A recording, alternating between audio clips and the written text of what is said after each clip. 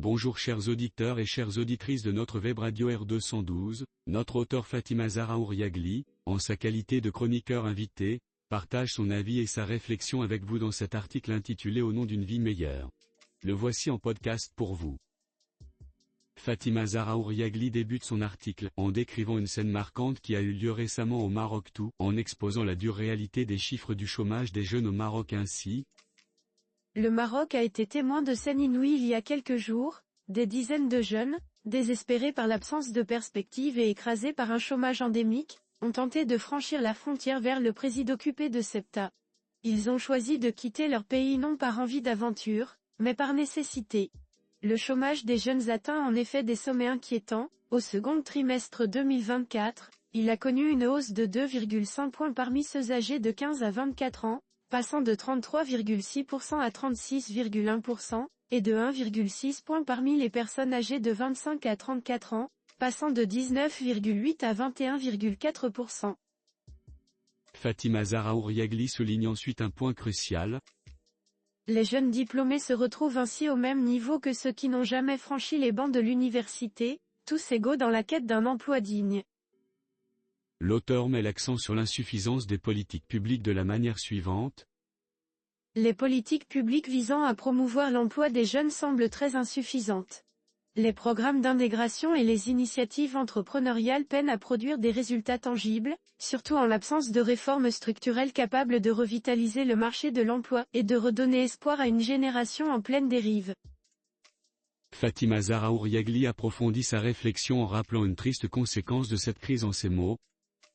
Conséquence, pour de nombreux jeunes, la seule issue semble être l'exil, même si cela signifie risquer leur vie. Ils ne voient rien d'autre que l'Europe.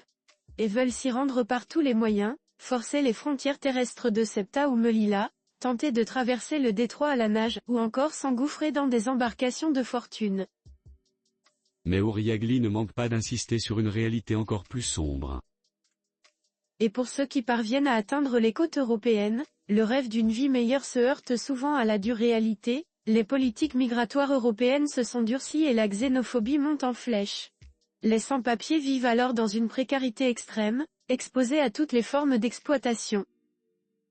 L'auteur explore ensuite la tragédie des migrants une fois arrivés en Europe. L'Europe, perçue comme un Eldorado, devient vite une prison à ciel ouvert.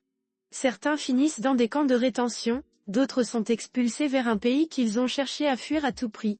Ceux qui parviennent à rester vivent sous une épée de Damoclès permanente, dans la peur constante d'une arrestation ou d'une expulsion.